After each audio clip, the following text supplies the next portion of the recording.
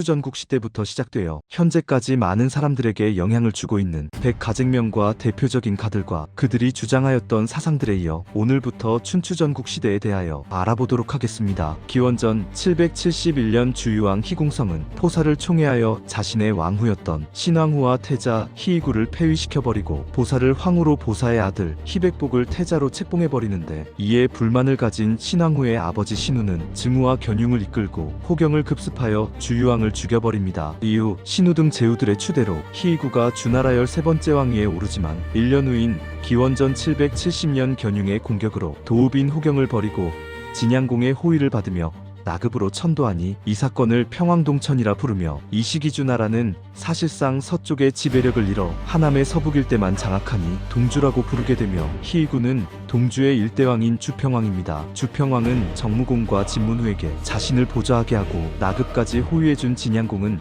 견융이 장악해버린 산서 일대의 땅을 내어주는데, 정무공은 하남 일대의 작은 나라를 공격하며 세력을 키워가고, 진무후는 주평왕을 도와 궤공안이 옹립하여 주휴왕이라 불리던 주휴왕의 동생 희위신을 죽여버리며, 진양공의 후대들도 끝없이 견융을 공격하여 진나라를 큰 나라로 성장해 나갑니다. 그러나 주평왕이 나급에 천도한 후부터 왕의 위엄이 점점 작아지기 시작하며 명령을 거부하는 제후들이 생겨나며, 이들은 자신들의 실력을 키우기에 급급하여 기원전 770년부터 기원전 476년까지 해마다 전국 각지에서 전쟁을 일으키니, 공자는 당시의 역사를 기록하며 사계절이란 뜻에서 춘추로 불렀으니 중국 역사에선 이 시대를 춘추시대라 부르며, 나중에 수많은 제후들 중 5명의 가장 강력한 제후들이 생겨나니 이들을 춘추오패라고 부릅니다. 다시 돌아와 주평왕은 일찍이 자신의 장자 희설부를 태자로 책봉하였지만, 희설부가 일찍이 돌아가버려 둘째 희우를 태자로 책봉하며 당시 세력이 점점 커지는 정장공을 견제하기 위하여 궤공이라는 제후를 불려들여 자신을 보좌하게 하려 하였는데, 이 사실을 알게 된 정장공이 나급까지 달려와 주평왕에게 압력을 가하기 시작합니다. 당시 주평왕에게 가장 큰 충심을 보이던 진문후가 돌아간 후 진나라의 내전까지 발생하여 주평왕은 여러 번 사과까지 하였으나 정장공은 끝까지 물러서려 하지 않으니, 주평왕은 할 수 없이 태자인 희호를 정나라의 인질로 보내주기로 하는데, 주나라의 대신들은 주평왕의 체면을 고려하여 정장공의 아들 희호를 주나라에 인질로 보낼 것을 건의하고, 주평왕의 태자 희호는 유학을 한다는 명분으로 정나라에 보내기로 하니 이 사건을 주정교질이라 부릅니다. 기원전 720년 주평왕 희이구가 돌아가며 이때까지 정나라의 인질로 잡혀있던 희호는 주나라에 돌아가 왕위를 계승하지도 못하고 슬픔 속에서 돌아간 주평왕의 장자 희설부의 아들 희림이 왕위를 계승하니, 희림이 동주의 두 번째 왕인 주한왕입니다. 이때까지 주나라를 지지하는 제후국들이 남아있어 주한왕은 진나라 내전에 개입하는 모습까지 보이나 유독 정장공을 싫어하며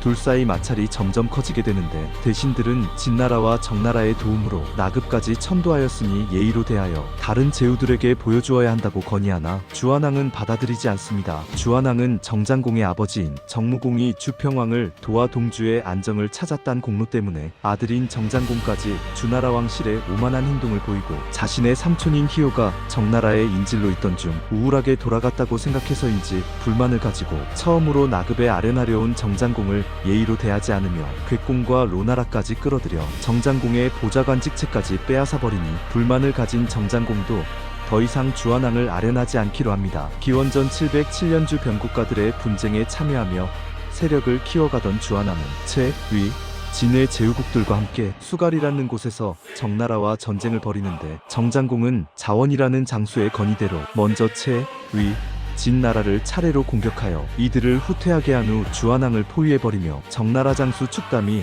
쏘나살에 주한왕이 어깨를 맞아버리고 간신히 도망가는 사건이 발생하니 이 사건을 전사왕견이라 부릅니다. 축담이 끝까지 공격하려 하였지만 다행히 정장공은 더 이상 왕에게 능욕을 보일 수 없다며 군사를 거두어들인 후 그날 밤 자신의 측근제 중이란 대신을 파견하여 주한왕과 그의 대신들을 위로하게 하니, 이것이 유명한 수갈의 전쟁입니다. 수갈의 전쟁 이후 기원전 697년 주한왕이 병으로 위중해지자 측근 주안공을 불러들여 자신이 총애하던 작은 아들 희각을 부탁하며 나중에 왕위를 계승할 태자인 히타가 돌아가면 히타의 아들 대신 희각이 왕위에 오르게 도와주라는 유언을 남긴 후 같은 해 돌아가 히타가 왕위를 계승하니 히타가 동주 3대 군주 주장왕입니다. 그러나 주안왕의 유언을 잘못 이해하였는지 주안공은 주장공 제위 시절인 기원전 694년 희각을 왕으로 옹립하기 위하여 반란을 준비하다 발각되어 죽임을 당하고 희각은 연나라로 도망가 버리는데 당시 동주의 왕실이 얼마나 혼란스러웠는지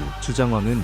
기원전 691년이 되어서야 주안왕의 장례식을 치루어 줄 수 있게 됩니다. 이후 주나라의 왕들은 강해 보이는 제후들을 혼인과 책봉하는 방식으로 끌어들여 세력을 키워가려 하였지만 야심이 커진 제후들에 의하여 폐주로 인정받는 도구로 전락되어 버리며 동주 25대 왕인 준안왕 희영까지 그렇다 할 만한 업적을 남기지 못하고 제후들의 눈치를 보며 살아가게 됩니다. 다음 화에는 주안왕에게 큰 패배를 안겨주고 춘추 초반에 가장 강하였던 정나라에 대하여 알아보도록 하겠습니다. 여러분들의 구독과 좋아요는 항상 저에게 가장 큰 힘과 용기가 되어줍니다.